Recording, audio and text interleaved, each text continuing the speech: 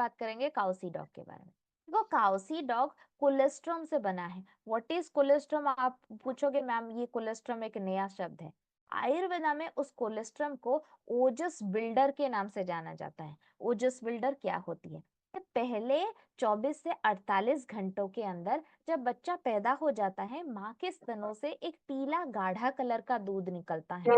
उसी पीले गाढ़े दूध को कोलेस्ट्रॉम बोला जाता है, जो सिर्फ साधारण दूध नहीं होता, जिसके अंदर इम्यूनिटी मतलब रोग प्रतिरोधक क्षमता की सारी टिप्पणी, मतलब जो जिंदगी भर माँ ने किसी भी वक्त झेली हुई है, माँ ने जो भी बीमारी के लिए औषधिक उपचार अपनाया था, उस सारी चीजों का इंफॉर्मेशन, और कैसे वो बच्चा ग्रोथ करेगा, उसका ग्रोथ फैक्टर, सभी चीजें उस कोलेस्ट्रॉल में मौजूद होती है।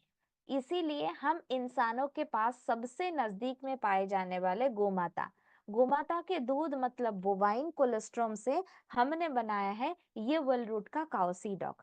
हर एक टैबलेट्स के अंदर 500 मिलीग्राम की बोवाइन कोलेस्ट्रॉम मौजूद होती है, जो करता क्या है, सिंपली काउसी डॉग और ऐसे आरो डाल के लिख लो, रोग प्रतिरोधक क्षमता की वृद्धि और ग्रोथ का डेवलपमेंट।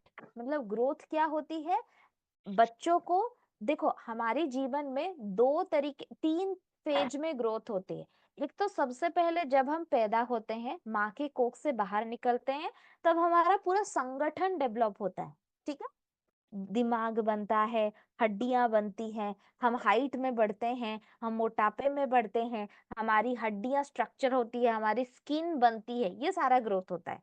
और ये आसपास जाके 14-15 साल के आसपास दूसरी अवस्थिक ग्रोथ शुरू होती है, जिसका नाम है सेकेंडरी सेक्सुअल डेवलपमेंट। महिलाओं में ये मेंस्ट्रुएशन से पता लगता है, और पुरुषों में आवाज धीमी हो जाना, मूछें और दाढ़ी निकलना, और उनके जेनिटल ग्रोथ होना, ये दूसरा पड़ाव का ग्रोथ होता है। तीसरा पड़ाव जब ये सारे हॉर्मोन्स बंद होते हैं, जैसे कि महिलाओं में 45 से 50 साल की उम्र में मेनोपॉज हो जाना, और पुरुषों में 55 से 60 साल की उम्र में सेक्सुअल डिजायर एकदम ठप हो जाना। ठीक है, मेनोपॉज और पुरुषों में एंड्रोपॉज कहलाता है।